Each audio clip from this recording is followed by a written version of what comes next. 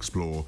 The beaches are amazing. You can see the water's crystal clear. Yeah. I mean, there's so much to do down here for a family. It's fantastic. The internal financial warfare at Buckingham Palace just reached a devastating breaking point.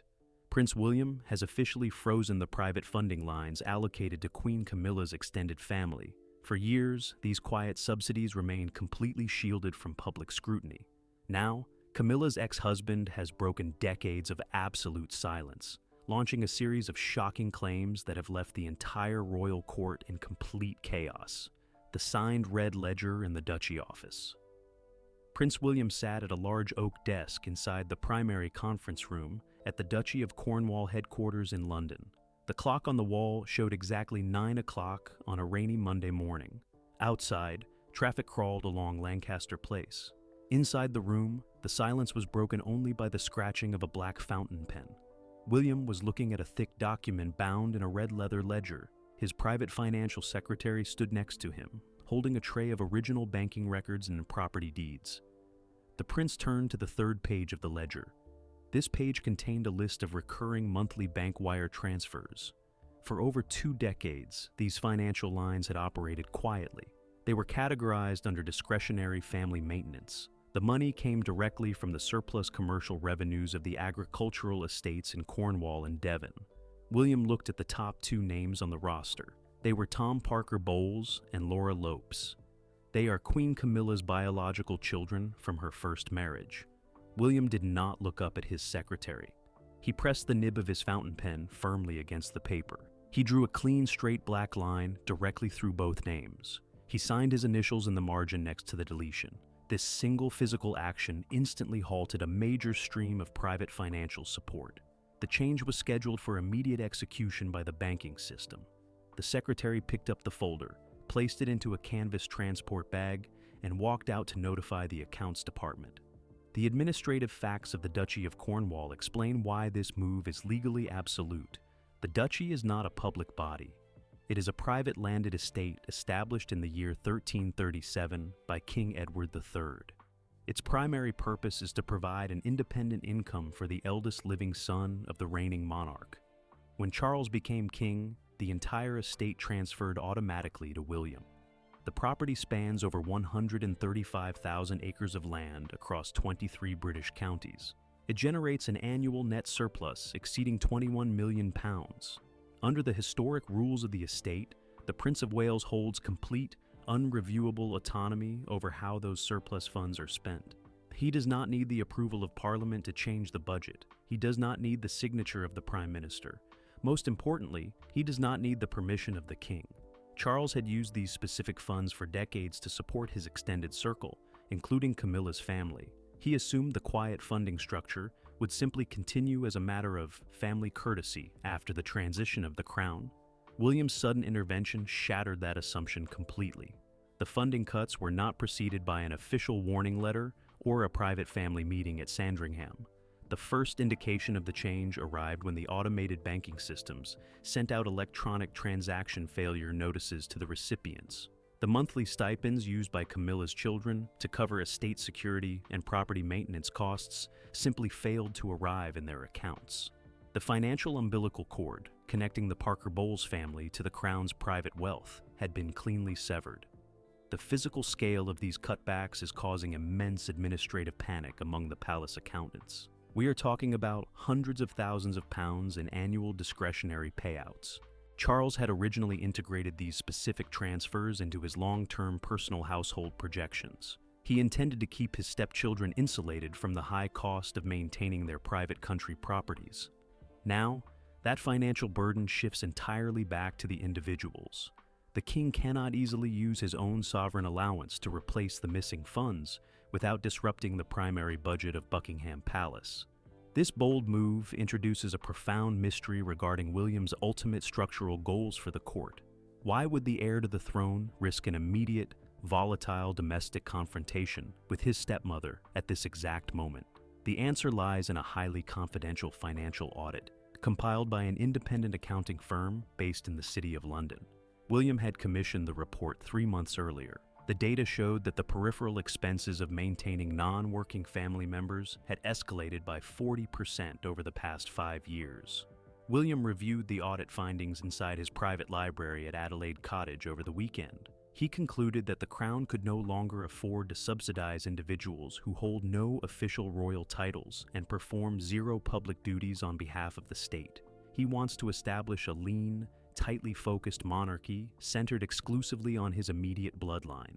In his view, using the historic revenues of the Duchy of Cornwall to fund the lifestyle costs of an extended stepfamily is an unacceptable misuse of ancestral royal wealth.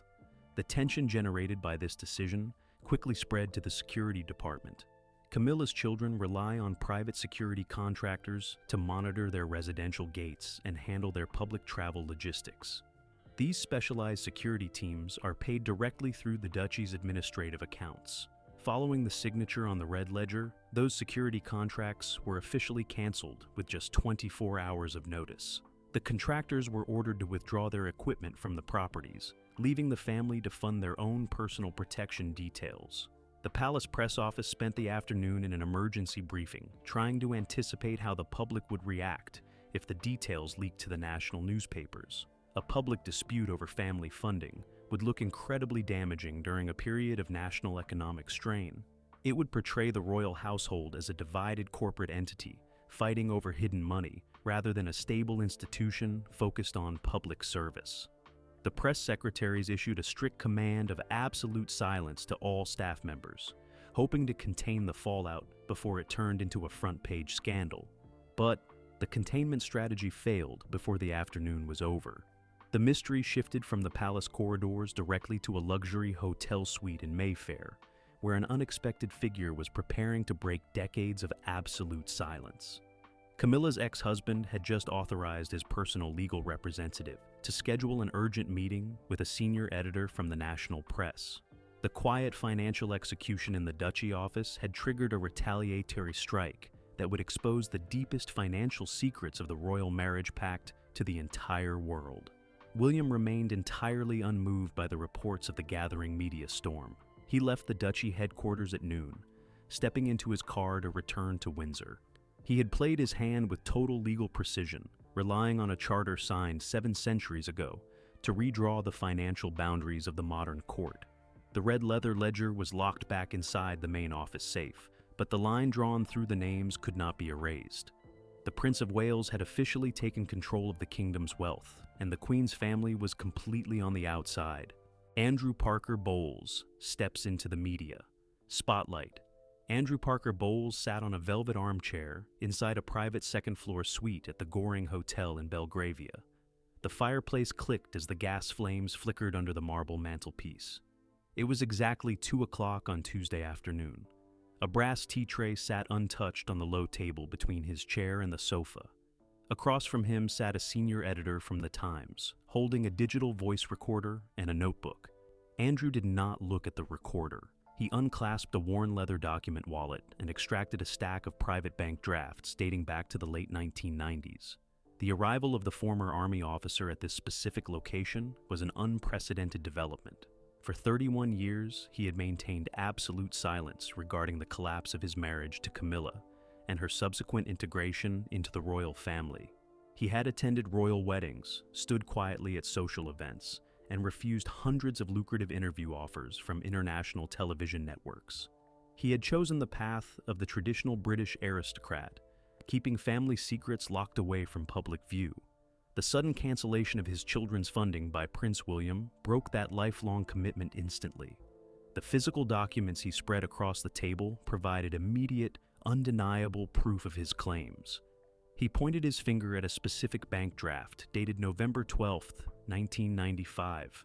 The document showed a substantial wire transfer originating from a private account linked directly to the Duchy of Cornwall. It was not a standard domestic payment. The memorandum line on the draft contained a specific code used by the king's personal accountants to register long-term family settlements.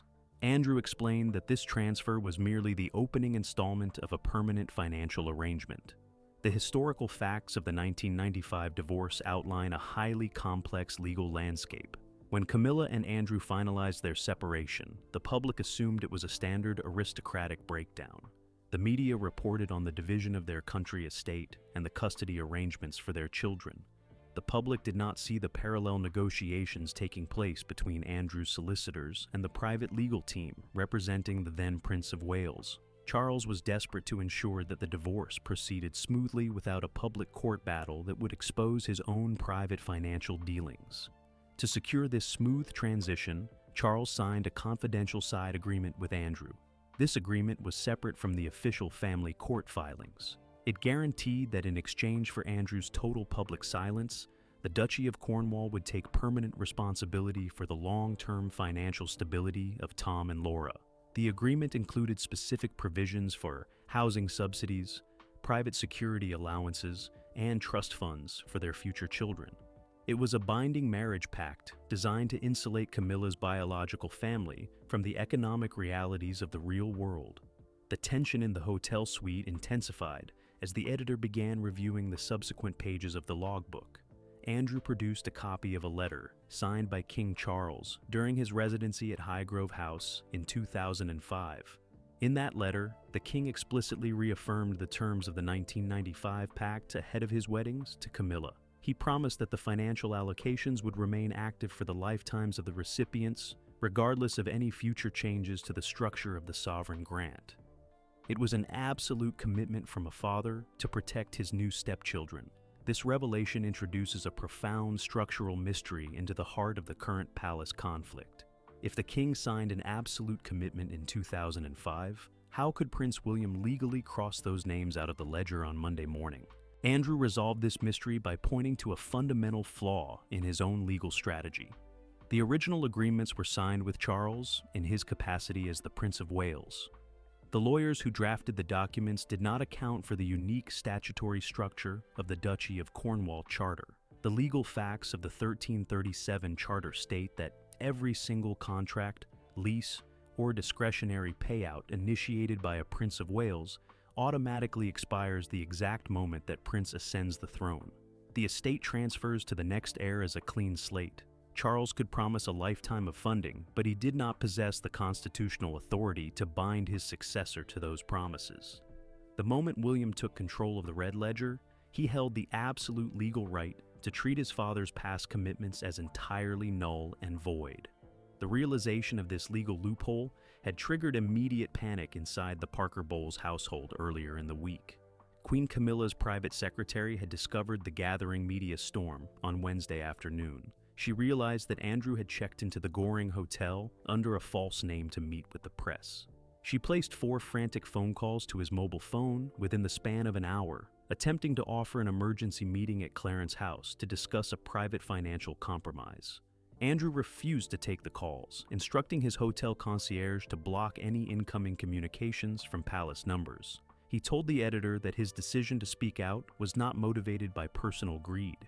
He was acting to protect his children from a sudden, public humiliation that threatened their financial security. Tom and Laura had spent decades building their lives around the explicit guarantees provided by the king. They had purchased country properties and signed long-term maintenance contracts based on the predictable arrival of the monthly duchy stipends.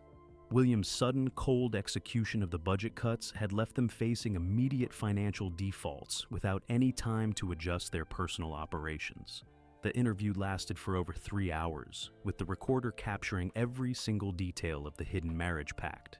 Andrew provided the newspaper with high-resolution digital copies of the original financial ledgers and bank drafts. He made it clear that if the Prince of Wales refused to restore the family funding lines immediately, the entire archive of documents would be published in the Sunday edition of the national newspaper, exposing the private wealth of the royal marriage to public scrutiny. The editor packed his notebook into his leather briefcase and left the hotel room at 5 o'clock. Andrew walked over to the window and looked out at the quiet streets of Belgravia. The taxicabs passed below his window, completely unaware of the massive constitutional explosion that was currently being formatted for publication. The quietest man in the old aristocratic guard had finally broken his silence, and the shock waves were already traveling directly toward the private apartments of Buckingham Palace. The mystery now turns to how the palace will react when the full scale of Andrew's disclosures becomes apparent to the senior advisors. They are about to realize that Prince William's pursuit of a lean, modernized monarchy has accidentally unleashed a wave of historical revelations that could threaten the public standing of the king's marriage itself. The legal documents are out of the vault, the voice recorder has been finalized, and the countdown to a massive public scandal has officially begun. The shocking claims of the hidden marriage pact. A senior printing technician pushed the green start button on a massive industrial printing press inside a secure facility in East London at midnight on Wednesday.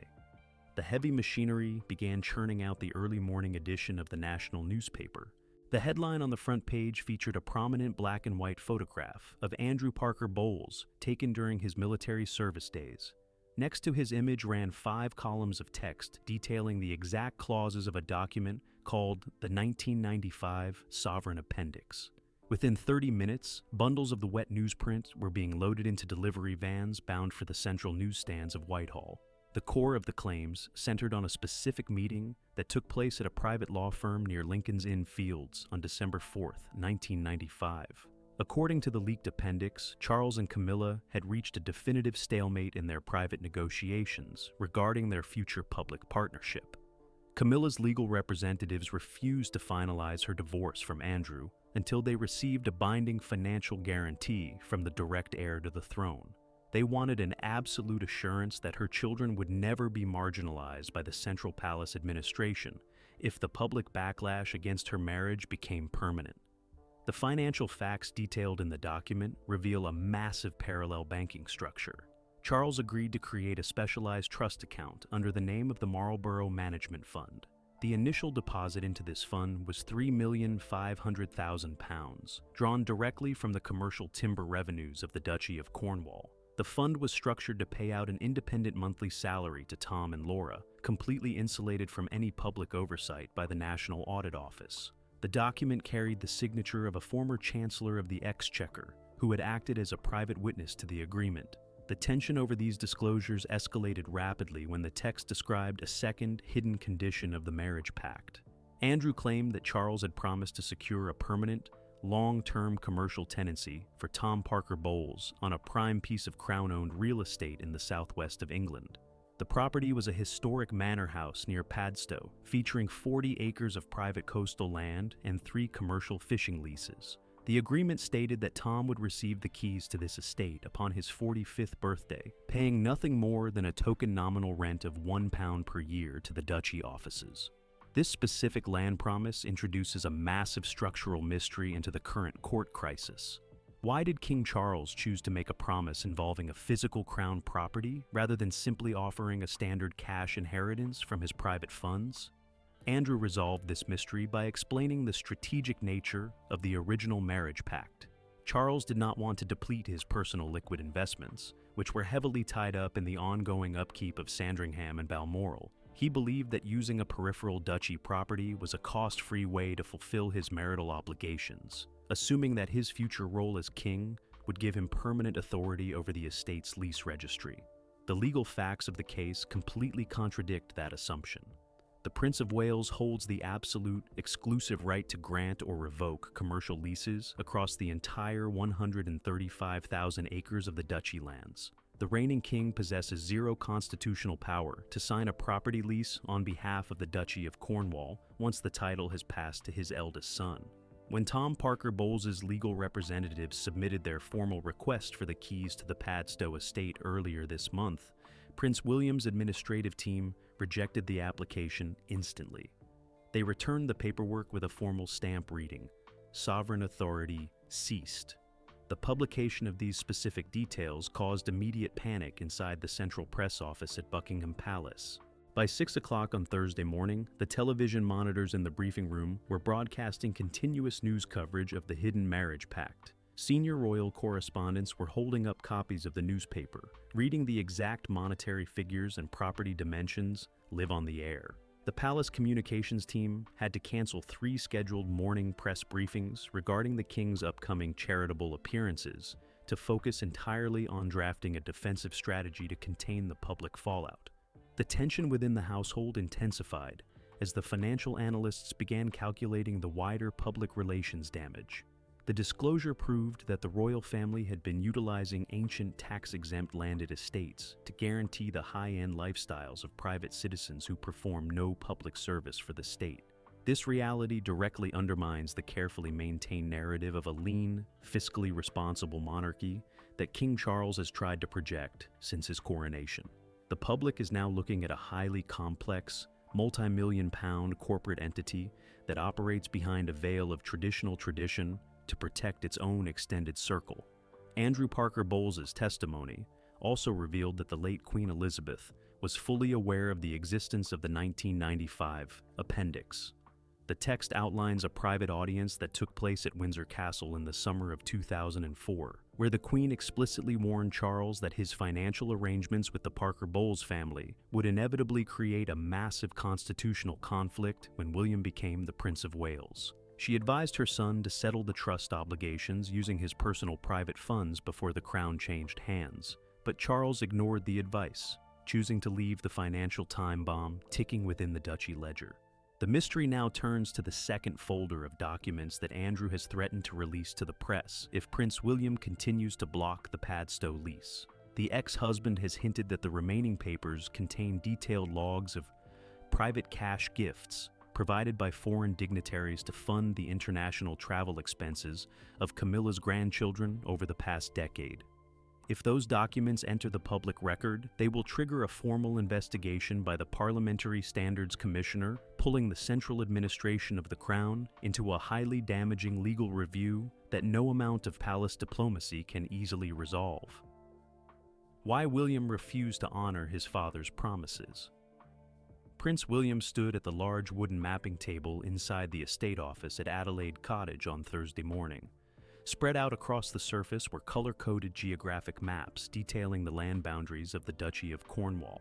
His land steward held a gray digital tablet showing the updated tenant registries for the 26 agricultural properties in the western counties. William leaned over the table, using a silver drafting ruler to trace a line along the Cornish coastline near Padstow. He picked up a red marker and drew a large cross over the square, representing the historic manor house. The operational facts behind this morning meeting show a massive shift in how the royal finances are being managed under the new heir. William has spent 18 months executing a comprehensive financial audit of every single asset under his control. The audit was conducted by a specialized team from an independent firm based in the City of London. They reviewed every lease, every discretionary payout, and every private tenancy signed by King Charles during his 50-year tenure as Prince of Wales. The final report sat on William's desk, bound in thick black plastic binders containing over 800 pages of raw transaction data. The report revealed a sprawling network of unofficial financial favors that William found completely unacceptable. Charles had operated the estate using an old-fashioned, paternalistic style of management. He frequently granted low-rent tenancies to personal friends, retired palace staff members, and members of Camilla's extended social circle. In multiple cases, these properties were being leased at 80% below their true market value. William looked at the total projected revenue loss and realized it amounted to nearly £1,500,000 in annual lost income for the estate. The tension over this audit came to a head when William reviewed the specific file for the Padstow Manor House. The documents proved that the estate had been kept vacant for 2 full years in anticipation of Tom Parker Bowles' 45th birthday. The local estate managers had been instructed to reject all commercial rental inquiries from local businesses to ensure the property remained pristine for Camilla's son. William viewed this preservation as a direct violation of his duty to maximize the efficiency of the duchy lands. He told his land steward that the era of treating the estate as a private sandbox for non-working relatives was officially over. This strict fiscal discipline introduces a profound mystery regarding William's personal motivations. Why would the future king choose to launch such an aggressive financial cleanup at the exact moment his family needed to present an image of complete internal unity? The answer lies in a specific statutory agreement signed between the Prince of Wales and the British Treasury. Under modern tax guidelines, the duchy's voluntary tax arrangements are subject to an annual review by parliamentary auditors. If the public perceives that the estate's massive revenues are being used to enrich private citizens who perform no public service, Parliament could revoke the duchy's lucrative tax-exempt status entirely. William resolved this systemic threat by taking immediate, unilateral action. He realized that protecting the long-term survival of the monarchy required a complete separation between official royal operations and the private business interests of the Parker Bowles family. By refusing to honor his father's informal promises, he insulated the duchy from any potential accusations of corporate nepotism or financial mismanagement. He chose to absorb the immediate domestic anger of his stepmother rather than risk a future parliamentary investigation that could permanently damage the crown's independent wealth. The factual data regarding the property market in the southwest of England supported his decision. The Padstow estate sits in one of the most lucrative tourism and commercial fishing zones in the United Kingdom. By clearing the property from the private family ledger, William was able to instruct his land agents to place the manor house on the open commercial market within 48 hours. The estate was listed for a high-value commercial lease aimed at premium hospitality operators. The new contract is projected to generate over £250,000 in annual rental income, which will flow directly back into the official duchy surplus.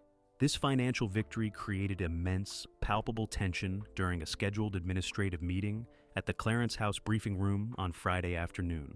King Charles's private solicitors attempted to present a compromise proposal drafted by the king's personal accountants. They suggested that the duchy could proceed with the commercial lease of the Padstow estate, but a corresponding cash sum should be transferred from William's surplus accounts to a private trust fund for Camilla's grandchildren. They wanted to use the new rental revenue to quietly fulfill the original promises of the marriage pact behind closed doors. William rejected the compromise within 2 minutes of the presentation. He stated that any transfer of duchy funds to individuals outside the direct line of royal succession would be flagged instantly by the independent audit team. He refused to sign his initials to any document that utilized ancestral crown revenues to subsidize the lifestyles of private individuals. The king's solicitors were forced to pack up their charts and ledgers, realizing that the Prince of Wales was entirely prepared to let the financial cuts stand, regardless of the personal fallout inside his father's household. The mystery now shifts to the reaction of Prince William's own administrative team as they monitor the ongoing media disclosures from Andrew Parker Bowles. They are currently tracking the legal status of 3 additional properties in Gloucestershire that were purchased using private royal funds in the late 1990s.